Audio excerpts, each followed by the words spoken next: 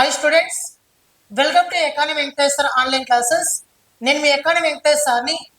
Andhra Pradesh high court prepare అవుతున్నటువంటి aspirants అందరికీ కూడా మనకి జీకే పాయింట్ ఆఫ్ వ్యూలో జీకే టాపిక్స్లో భాగంగా Indian polity, Indian economy, Indian geography ఇవి ఇచ్చున్నాడు. అదేవిధంగా సబార్డినేట్ ప్రిపేర్ అవుతున్న ఆస్పిరెంట్స్ ఎవరైతే ఉన్నారో వాళ్ళకి ఆంధ్రప్రదేశ్ రాష్ట్రానికి సంబంధించినటువంటివి కూడా ఇచ్చారు. ఇక్కడ మీరు సార్ నేను సబార్డినేట్కి అప్లై చేశాను సార్, నేను ఓన్లీ ఏపీ మాత్రమే చదువుతాను సార్, నేను ఇంకేం చదవను సార్ అంటే ఇవి కూడా చదువుకొని పోవాలా. ఓకేనా, 1 or 2 మార్క్స్ వస్తాయి మీకు కూడా, అర్థమవుతుందా? సరే, ఇప్పుడు నేను ముఖ్యమైనటువంటి కొన్ని ప్రశ్నలు ఇండియన్ పాలిటీలో భాగంగా ముఖ్యమైనటువంటి కొన్ని ప్రశ్నలు గత ప్రీవియస్ పేపర్ పరిగణలోకి తీసుకొని రానున్నటువంటి కాలంలో అడిగేటటువంటి కొన్ని క్వశ్చన్స్ నేను ఇక్కడ ఎక్స్ప్లెయిన్ చేస్తాను. ఇండియన్ పాలిటీలో ప్రతిరోజు కూడా ప్రతి ఒక్క టాపిక్ ఎక్స్ప్లెయిన్ చేస్తూ వస్తాను. జాగ్రత్తగా గమనించి, ఇది మొత్తం కూడా జీకే. జీకే అంటే నాట్ ఏ సింగిల్ సబ్జెక్ట్. ఓకేనా, అంటే అవార్డులు లేకపోతే పురాతన నుంచి వచ్చినటువంటి అగ్నిపర్వతాలు లేదా పురాతన నుంచి వచ్చే కరెన్సీలు ఇవి కాదు జీకే అంటే. ఓకేనా, అన్ని సబ్జెక్టులు కలయికి జీకే, గుర్తుపెట్టుకోండి. ఓకేనా, సరే చూద్దాం. మన ఎకానమీ వెంకటేశ్వర యాప్ లో మిత్రమా, ఎకానమీ వెంకటేశ్వర యాప్ లో మన యాప్ నా పేరు మీద ఉంటుంది. యాప్ లో హైకోర్టు వాళ్ళకి ఓన్లీ జీకే బిట్స్ 450 బిట్లు అప్లోడ్ చేస్తున్నా. దాంతో పాటు కరెంట్ అఫైర్స్ బిట్స్ 350 బిట్లు అప్లోడ్ చేస్తున్నా. మొత్తం 800 బిట్లు నేను అప్లోడ్ చేస్తున్నా. వీటిని బాగా ప్రాక్టీస్ చేయండి. ఈ 400 బిట్లు మీరు ప్రాక్టీస్ చేస్తే దాదాపు 4000 బిట్లు మీరు ప్రాక్టీస్ చేస్తున్నారు. ఆ విధంగా నేను ఏది కూడా సింగిల్ లైన్ లేకుండా మ్యాచ్ ఆఫ్ ద ఫాలోయింగ్ సరైనవి సరికాని అట్లా ఎక్కువ ఇచ్చి నేను కవర్ చేస్తున్నా. 450 బిట్స్ మీరు ప్రాక్టీస్ చేస్తే జీకే ఉన్నటువంటి అన్ని టాపిక్స్ మీరు ప్రాక్టీస్ చేస్తుంటే ఏ ఎగ్జామ్ కానీ మీరు ప్రిపేర్ అవుతారో ఫస్ట్ దీన్ని ప్రాక్టీస్ చేయండి. మళ్ళీ ఏ పుస్తకం అని చదవండి. అదేవిధంగా మన దాంట్లో జీకే మెటీరియల్ ఉంది. ఓకేనా, సిలబస్ లో ఏమైతే ఉందో ఆ జీకే మెటీరియల్ తీసుకోండి. జీకే మెటీరియల్ మన దాంట్లో ఉంది, తీసుకొని మీరు దాన్ని చదువుకున్నట్లయితే నేను ఇచ్చినటువంటి జీకే తప్ప మీరు ఇంకేది చదవద్దండి. ఫస్ట్ ఇది బాగా చదవండి. ఏది ఈచ్ అండ్ ఎవరి పని నేను చదివేస్తాను సార్, ఏ బిట్ ఇచ్చినా నేను ఆన్సర్ చేయగలను అన్నప్పుడు ఇంకో జీకే బుక్ కొనుక్కో, ఏం బాధలే. ఓకేనా, సరే, ఇది ఎకానమీ వెంకటేశ్వర. ఒకవేళ మీకు ఏమైనా డౌట్ ఉంటే నెంబర్ కాల్ చేయండి. 9030539097కి కాల్ చేయండి. ఓకేనా, 9097. ఓకేనా, ఒకవేళ మీకు ఈ కోర్స్ ఎక్కడ ఉంటుందంటే ఇయర్లీ కరెంట్ అఫైర్స్ కోర్సు ఉంటుంది మిత్రమా. ఇయర్లీ కరెంట్ అఫైర్స్ కోర్సులో ఉంటుంది, సపరేట్ గా జీకే ఉండదు. అందరూ 1 రూపీ కోర్సు కొనుక్కుంటున్నారు, అది ప్రీవియస్ పేపర్ సార్. ఓకేనా, ప్రీవియస్ పేపర్ ఉండి బిట్ అట్లే తీయడం. సార్ చూద్దాం, ఇయర్లీ కరెంట్ అఫైర్స్ కోర్సులోనే మీకు జీకే బిట్స్ కూడా ఉన్నాయి. లాస్ట్ ఫోల్డర్ లో హైకోర్టు జీకే టెస్ట్ సిరీస్ అని అప్లోడ్ చేస్తుంది, దాన్ని ప్రాక్టీస్ చేయండి బాగా. ఓకేనా, ప్రతిరోజు మనకి కరెంట్ అఫైర్స్ క్లాసెస్ అనేది వస్తూ ఉంటాయి. ఒకవేళ మీకు అమౌంట్ ఎక్కువ ఉంది అనిపిస్తే యాప్ డౌన్లోడ్ చేసి పెట్టుకో. నేను ఈ నెల ఏప్రిల్ 20వ తారీఖున ఆఫర్ అనేది ప్రొవైడ్ చేస్తే ఆఫర్లో తీసుకుందాం. ఓకేనా, సరే, ఈరోజు ఫస్ట్ టాపిక్ వచ్చేసి రాజ్యాంగ సవరణలకు సంబంధించి మనకు మొత్తము కూడా 106 రాజ్యాంగ సవరణలు ఉన్నాయి. 106వ రాజ్యాంగ సవరణ చట్టమే 106వ రాజ్యాంగ సవరణ చట్టమే 33% ఉమెన్ రిజర్వేషన్స్. కరెంట్ అఫైర్స్ చాలా చాలా ఇంపార్టెంట్. ప్రస్తుతం లోక్సభ, రాజ్యసభ దానిపైనే చర్చ. ఓకేనా, లోక్సభ, శాసనసభ స్థానాలు పెంచాలి, 33% ఉమెన్ రిజర్వేషన్స్ ఇవ్వాలి. ఇది ప్రస్తుతం లోక్సభ, రాజ్యసభలో ప్రస్తుతం జరుగుతున్నటువంటి చర్చ. ఇది కూడా కరెంట్ అఫైర్స్. కాబట్టి 106 రాజ్యాంగ సవరణ చట్టాలు ఉన్నాయి. ఇవన్నీ నేర్చుకోవాలి, అన్ని నేర్చుకోదు, మోస్ట్ ఇంపార్టెంట్ బాగా నేర్చుకో. అవి నేను ఇక్కడ ఎక్స్ప్లెయిన్ చేస్తాను, చాలా జాగ్రత్తగా వినండి. ఓకేనా, చూద్దాం. ఇక్కడ క్రింది వాటిలో సరికాని జతను గుర్తించండి అని అడిగాడు. సరికాని జత నేను ఎక్స్ప్లెయిన్ చేస్తాను, చాలా జాగ్రత్తగా గమనించండి. చాలా ఎక్స్ప్లెనేషన్ ఇస్తుంటా. చూడండి, భూ సంస్కరణ అనేవి 1వ రాజ్యాంగ సవరణ చట్టం అని ఇచ్చాడు. లోక్సభ ప్రాతినిధ్య పరిధి అని చెప్పి 2వ రాజ్యాంగ సవరణ చట్టం ఇచ్చాడు. 2 లేదా 3 రాష్ట్రాలకు ఉమ్మడి హైకోర్టు ఏర్పాటు చేసుకోవచ్చు అనేది 7వ రాజ్యాంగ సవరణ చట్టం. హైకోర్టులో తాత్కాలిక మరియు అదనపు న్యాయమూర్తుల నియామకం వచ్చేసి 10వ రాజ్యాంగ సవరణ చట్టం ఇచ్చాడు. ఇక్కడ సరి కాని జత అంటే ఆన్సర్ వచ్చేసి option 4 is the right answer. ఓకేనా, అయితే దీన్ని ఒకసారి మనం ఎక్స్ప్లెయిన్ చేసుకుంటే భూ సంస్కరణలు అనేవి 1వ రాజ్యాంగ సవరణ చట్టం, కాన్స్టిట్యూషన్ అమెండ్మెంట్ యాక్ట్. 1వ రాజ్యాంగ సవరణ చట్టం ప్రకారమే మన భారత రాజ్యాంగంలో 9th షెడ్యూల్లో భూ సంస్కరణలు అనే దానిని మనం చేర్చడం అనేది జరిగింది. భూ సంస్కరణ అనే దాన్ని చేర్చడం అనేది జరిగింది. అయితే భూ సంస్కరణ అంటే ఏంటంటే మనకి ల్యాండ్కి సంబంధించినటువంటి విషయాలు మాట్లాడుతుంది ఇక్కడ. ఓకేనా, ఇంకా అక్కడ చాలా కేసులు కూడా వస్తాయి, అవి కాదు మనకి ఇంపార్టెంట్, ఇది ఇంపార్టెంట్. ఓకేనా. భూ సంస్కరణ అనేది మొదటి రాజ్యాంగ సవరణ చట్టం ద్వారా చేర్చారు 1951లో. ఏ షెడ్యూల్ అంటే 9th షెడ్యూల్. నెక్స్ట్ రెండవది లోక్సభ ప్రాతినిధ్య పరిధి అన్నారు కదా. లోక్సభ ప్రాతినిధ్య పరిధి అంటే ఏంటంటే ఒక లోక్సభ ఎంపీ ఎంతమంది జనాభాకు ఒక ఎంపీ పోటీ చేయాలంటే 7,50,000 మంది 7,50,000 మందికి ఒక లోక్సభ ఎంపీ పోటీ చేయాలని చెప్పి రాజ్యాంగాన్ని సవరించారు. అది ఎన్నో రాజ్యాంగ సవరణ అంటే 2వ రాజ్యాంగ సవరణ.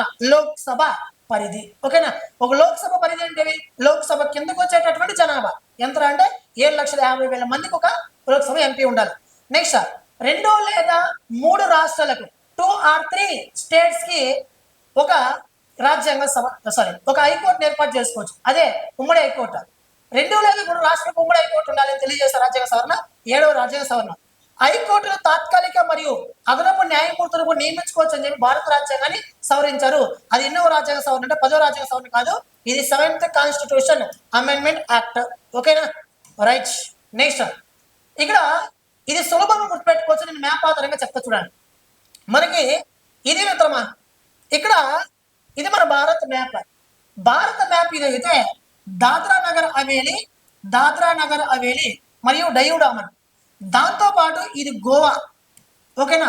దాంతో పాటు ఇక్కడ ఇంకోటి ఏది పాండిచ్చేరి. ఇక్కడ పాండిచ్చేరి ఉంది. ఈ 3 గుర్తుపెట్టుకోండి.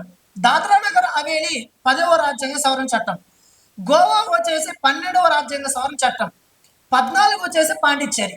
ఓకేనా. 10కి 2 కలిపితే 12, 12కి 2 కలిపితే 14.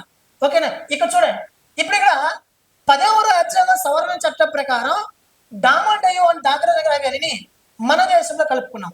ఓకేనా, మన దేశంలోకి కలుపుకున్నాం. మళ్ళీ గోవాని కూడా 12వ రాజ్యాంగ సవరణ ద్వారా మన దేశంలో కలుపుకున్నాం. 14వ రాజ్యాంగ సవరణ ద్వారా పాండిచ్చేరి కలుపుకున్నాం. ఇప్పుడు చాలా జాగ్రత్తగా గమనించండి. దాద్రా నగర్ హవేలీ ప్రాంతాలను భారతదేశంలో విలీనం 14వ రాజ్యాంగ సవరణ అన్నాడు. కాదు, ఎన్నో రాజ్యాంగ సవరణ? 10వ రాజ్యాంగ సవరణ. This is wrong answer. వాడు ఏమడిగాడు? సరైన జతలను గుర్తించండి అన్నాడు. సరైన జతలను గుర్తించండి అన్నాడు. సరే కానిది కదా సరైనది, ఇది తప్పు. గోవా మరియు డామన్ డయూను భారత్ లో విలీనం చేశారు. ఎన్నో రాజ్యాంగ సవరణ 10 అన్నాడు. కాదు, 12. ఎస్, ఇది కూడా తప్పే. నెక్స్ట్ పాండిచ్చేరి భారత్ లో విలీనం అయింది 12వ రాజ్యాంగ సవరణ. కాదు, ఇది 14వ రాజ్యాంగ సవరణ. ఎస్, ఇది కూడా తప్పే. సింధీ భాషను మన భారతదేశంలో 15వ భాషగా భారత రాజ్యాంగంలో చేర్చాడు అని చెప్పారు. ఇది ఎన్నో రాజ్యాంగ సవరణ చట్టం అంటే 21వ రాజ్యాంగ సవరణ చట్టం 1967లో చేర్చారు. ఓకేనా, గుర్తుపెట్టుకున్నా. Right answer 4. ఆప్షన్ 4 ఇదా రైట్ ఆన్సర్. ఎక్కడుంది?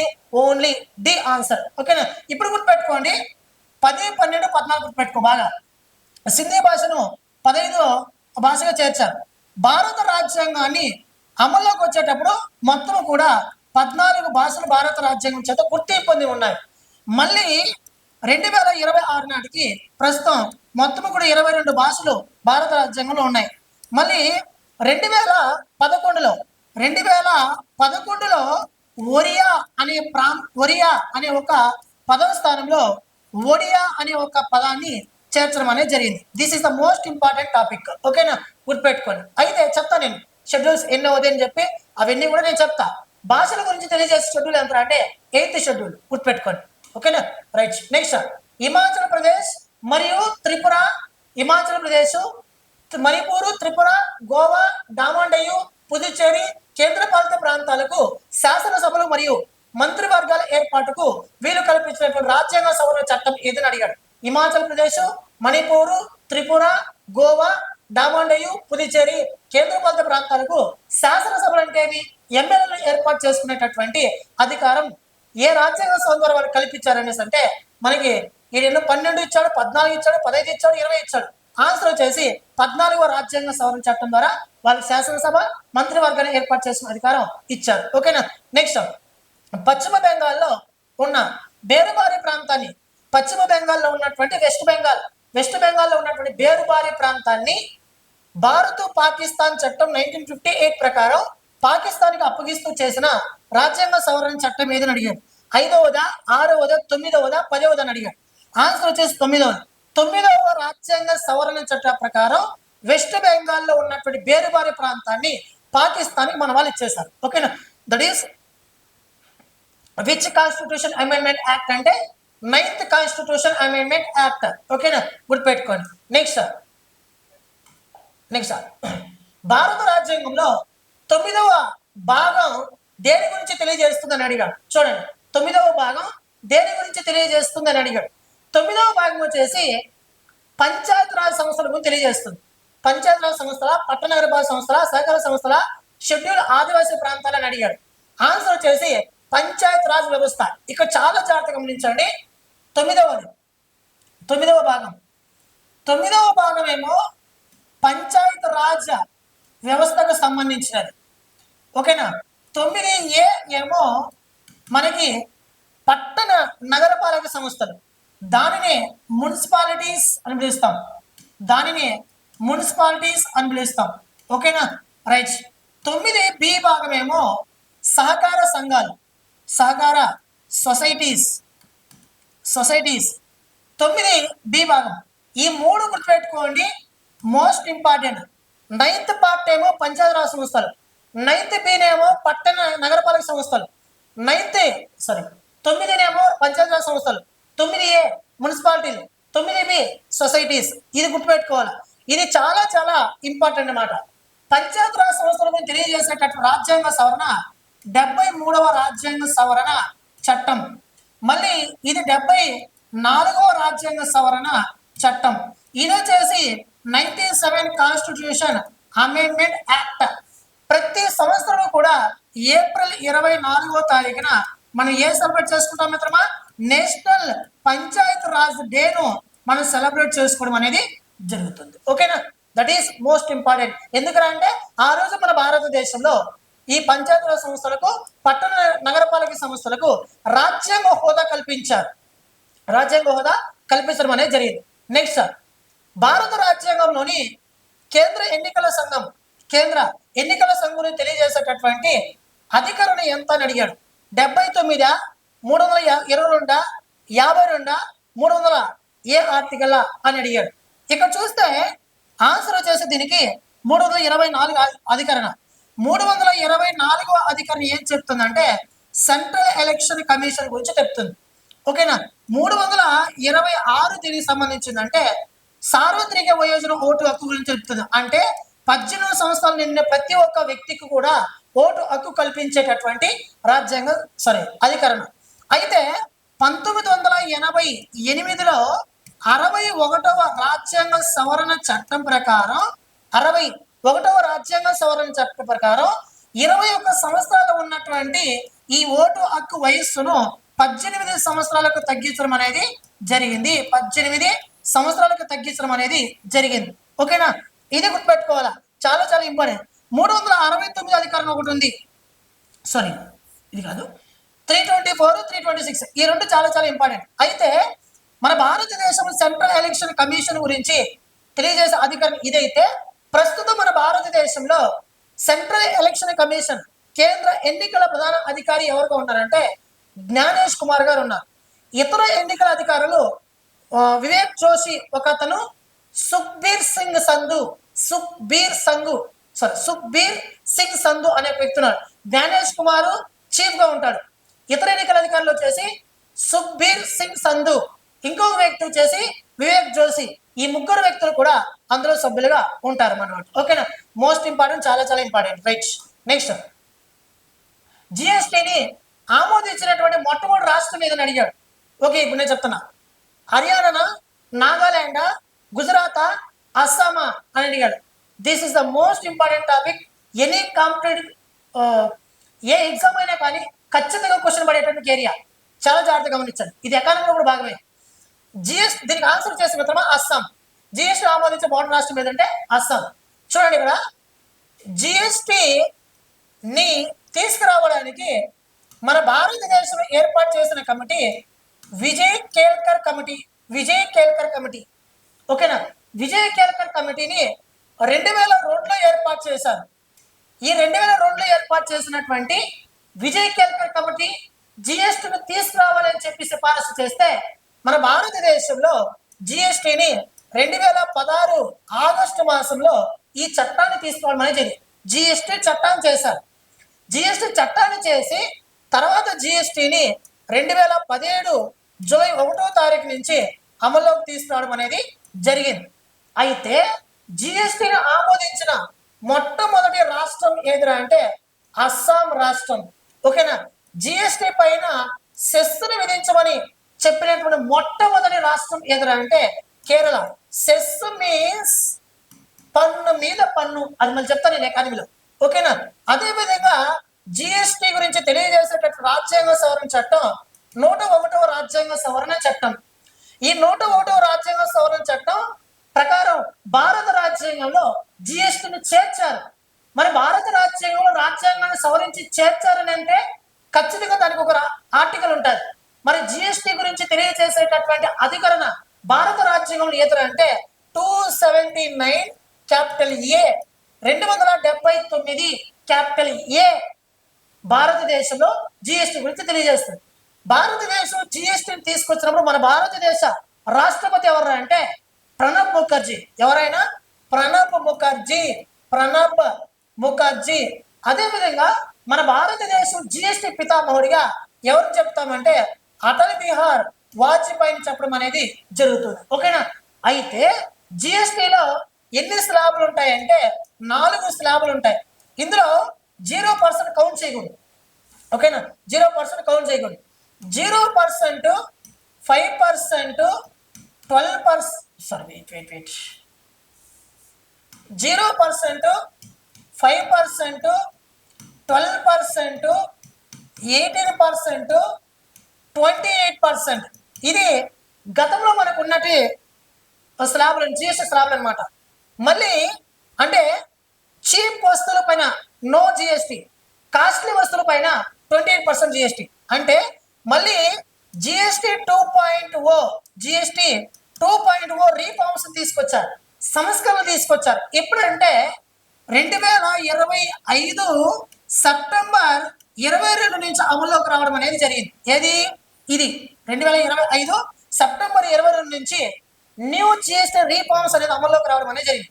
న్యూ జిఎస్టి రీఫార్మ్స్ ప్రకారం ఉన్నటువంటి ఈ 5 స్లాబులలో 2 మాత్రమే తీసుకొచ్చారు. అంటే మొత్తం తగ్గించేశారు. 2 స్లాబులు తగ్గించారు.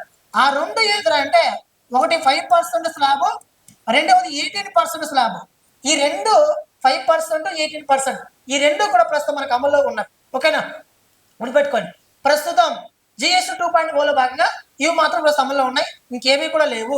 అర్థమవుతుందా?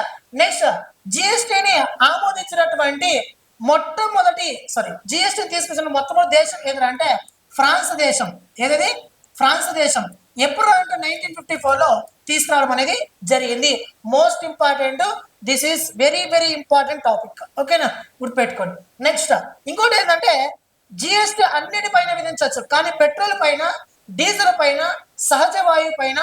ఓకేనా, అదేవిధంగా రాష్ట్రంలో ఉన్నటువంటి ఈ ఆల్కహాల్ పైన జిఎస్టిని విధించే అధికారం కేంద్ర ప్రభుత్వానికి లేదు. ఓకేనా, కేంద్ర ప్రభుత్వానికి లేదు అన్న విషయాన్ని మీరు గుర్తు తెచ్చుకోండి. ఓకేనా, మీరు మన వాట్సాప్ ఛానల్లో ఉంది, మన వాట్సాప్ ఛానల్లో మన వీడియోని బయోలో ఇచ్చున్నా, దాన్ని ఫాలో అవ్వండి. కామెంట్ బాక్స్లో మన వాట్సాప్ ఛానల్ ఇచ్చున్నాను. అందులో రోజు ఇప్పుడు మీకు ఉపయోగకరంగా ఉన్నటువంటి కటింగ్స్ నేను పెడుతున్నా, మీరు ఒకసారి చూడండి. మన వాట్సాప్ ఛానల్ జాయిన్ అవ్వాలంటే డిస్క్రిప్షన్లో కానీ కామెంట్ బాక్స్లోకి వెళ్ళొచ్చు. నెక్స్ట్ ఇక్కడ చూస్తే 5291 ఈ 2 రాజ్యాంగ సవరణ చట్టాలు క్రింది వాటిలో దేనికి సంబంధించిందని అడిగాడు. భూ సంస్కరణల, పార్టీ ఫిరాయింపుల, ఉన్నత పదవుల్లో ఉన్న వారి జీతభత్యాల లేదా భాషల గురించి అన్నాడు. ఈ 2 రాజ్యాంగ సవరణలు కూడా పార్టీ ఫిరాయింపుల నిరోధక చట్టం గురించి చెప్తుంది. భారత రాజ్యాంగంలో